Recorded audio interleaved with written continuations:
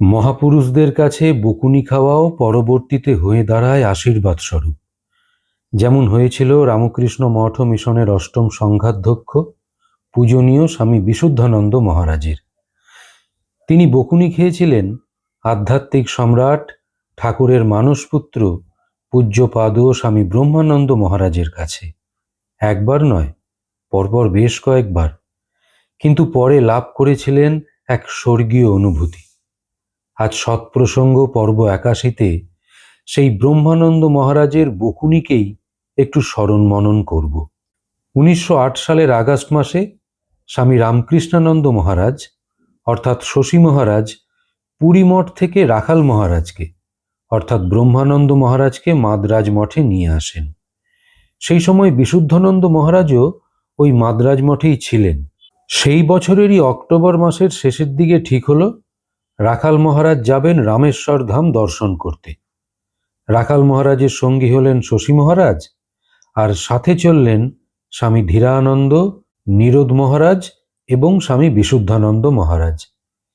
এইবার বিশুদ্ধানন্দ মহারাজ বলছেন, সেই যাত্রায় আমরা ভয়ানক বকুনি খেয়েছিলাম। শীতকাল, ট্রেনে আমার কাছে গরম টুপি চাইলেন মহারাজ। আমি খুঁজে পেলুম না। পাশে সেকেন্ড ক্লাস কামরায় কৃষ্ণলাল মহারাজ আর নিরোধ মহারাজ চলেছেন। মহারাজের ব্যবহারী জিনিসপত্র তাঁদের কাছে। আমি পরের স্টেশনে নেমে তাঁদের কাছে টুপি চাইলুম, কিন্তু এদিকে কৃষ্ণলাল মহারাজ আবার চাবি হারিয়ে ফেলেছেন, তো টুপি আর বার করা গেল না। তাই শুনে মহারাজ খুব বকতে লাগলেন। এই হলো এক দফা। মাঝপথে একটা স্টেশনে নামতে হলো গাড়ি বদল করবার জন্যে। আমরা তিনজন সেখানে জিনিসপত্র নামিয়ে রেখে তাঁদের থেকে একটু তফাতে বসেছি, অর্থাৎ ওই ব্রহ্মানন্দ মহারাজ আর শশী মহারাজের থেকে একটু তফাতে এনারা বসে আছেন। তো সাধুদের দেখে লোকজন ভিড় করছে, আমরাও তাদের সঙ্গে কথাবার্তায় জমে গেছি। ভিড়ের মধ্যে থেকে হঠাৎ একজন বললেন, চোরদের এটা একটা বড় আড্ডা, খুব হুঁশিয়ার থাকবেন।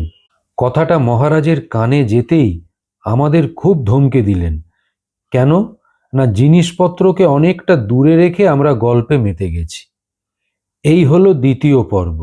আর সেখানে একটা পান্থনিবাসে আহার এবং স্বল্প বিশ্রামের ব্যবস্থা ছিল। তাঁরা দু ভাই তাড়াতাড়ি আহার সেরে নিলেন। ওই সময় কৃষ্ণলাল মহারাজ আর নিরোধ মহারাজকে দেখতে না পেয়ে মহারাজ আবার আমাকে তাদের খুঁজতে পাঠালেন। তাঁরা স্নানাদির জন্য গেছেন শুনে একেবারে রেগে আগুন। বলছেন, সেকেন্ড ক্লাসে এসেছে, ট্রেনে সেরে নেয়নি কেন, বলে ভয়ানক গর্জে উঠলেন। আমি তো ভয়ে জড়সড়। এই নিয়ে ৩ দফা হয়ে গেল। রামেশ্বর ধামে পৌঁছে ব্রহ্মানন্দ মহারাজ রামনাদের রাজার অতিথি হলেন। রাজা সাহেব তাঁর জন্য একটা প্রাসাদ পুরো ছেড়ে দিয়েছেন। তিনি সেখানে পৌঁছেই শশী মহারাজকে নিয়ে ধুলো পায়ে দেবদর্শনে চলে গেলেন। তাঁরা দুভাই ফিরে এলে পরে আমরা মন্দিরে যাব ভেবে তাঁর সব জিনিসপত্র গুছিয়ে রাখছি। এদিকে আবার তাঁরা আমাদের জন্য অপেক্ষা করে করে ২ ঘন্টা পরে মন্দির থেকে ফিরলেন।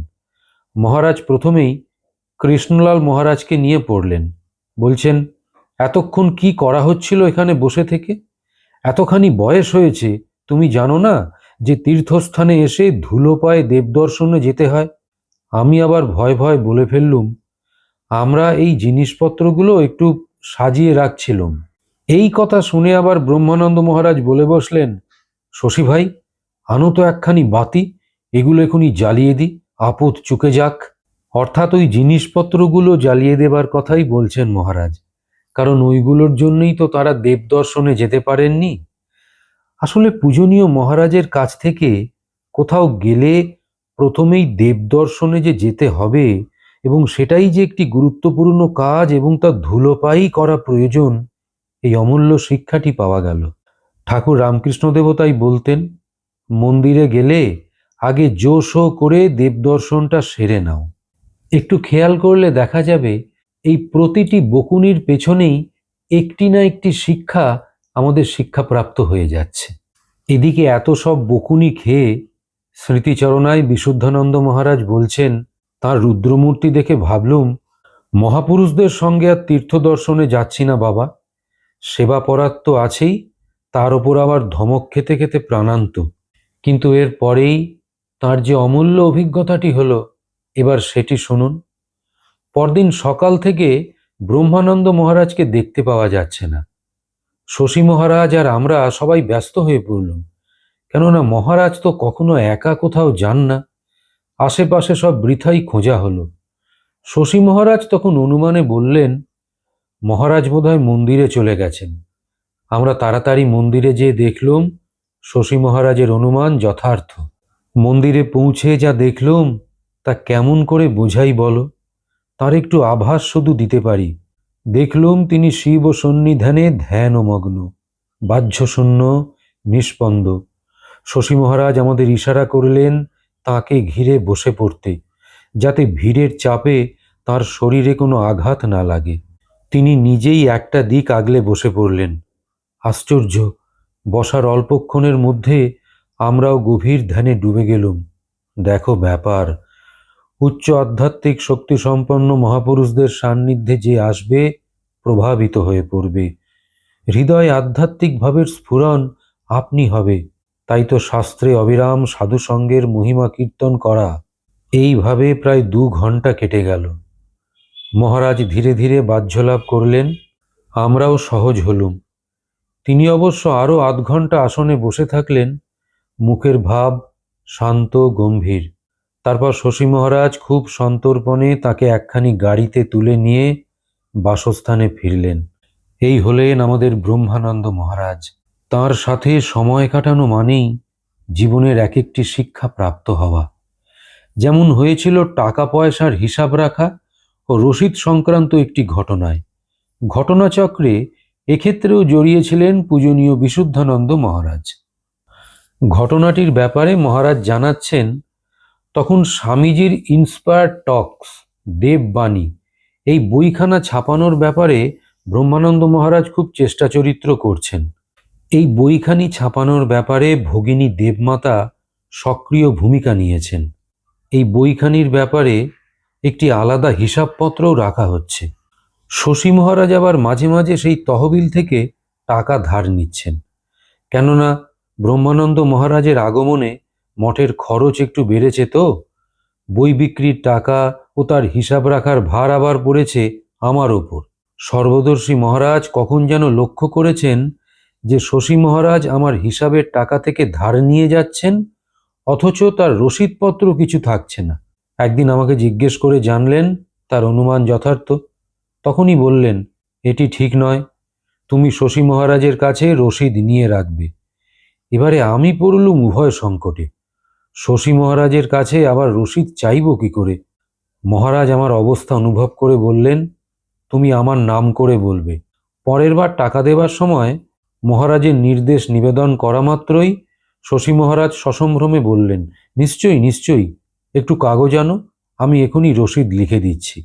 কমাস পরে যখন আমার ব্যাঙ্গালোর যাওয়া স্থির হলো, শশী মহারাজকে ওই বই বিক্রির টাকার হিসাবটা বুঝে নিতে অনুরোধ করলাম। তিনি কিন্তু তেমন গা করলেন না। বারবার বলায় শেষে একদিন বসলেন, কিন্তু হিসাবের কাগজে অ্যাডভান্সের মোটা অঙ্ক দেখেই বলে উঠলেন, অত টাকা আমি আবার কবে নিলাম? যাক, তোমার কাছে এখন যা বাকি আছে তাই দিয়ে তুমি রওনা হও, হিসাবের জন্য তোমাকে অত ভাবতে হবে না। আমি তক্ষুনি তার সই করা রসিদগুলো বার করতেই বললেন, ঠিক তো, ওইগুলো একবারই কাগজটার সঙ্গে মিলিয়ে দেখলেই তো মিটে যায়। তিনি মিলিয়ে দেখলেন, আমার লেখা হিসাবের অঙ্ক নির্ভুল। বাবা, আমিও হাঁপ ছেড়ে বাঁচলুম। রসিদগুলো না থাকলে তার মনে হয়তো একটা খটকা থেকে যেত। অন্তত আমি তাই ভেবে খুবই অস্বস্তি বোধ করতুম। ব্রহ্মানন্দ মহারাজের সূক্ষ্ম দৃষ্টি ও দূরদর্শিতা দেখো। মহাপুরুষদের সাথে সঙ্গ করার এইটি হলো সার্থকতা। তাই তো ঠাকুর রামকৃষ্ণদেব সাধু সঙ্গের ওপর এত জোর দিতেন, বারবার বলতেন সাধু সঙ্গ করতে। আধ্যাত্মিক জগতের বাইরেও, আমাদের এই জাগতিক জগতেও অনেক শিক্ষা পাওয়া যায় এই রকম সঙ্গ করলে। আজ তাহলে এইখানেই থামলাম। ঠাকুর, মা, স্বামীজি আপনাদের মঙ্গল করুন। নমস্কার।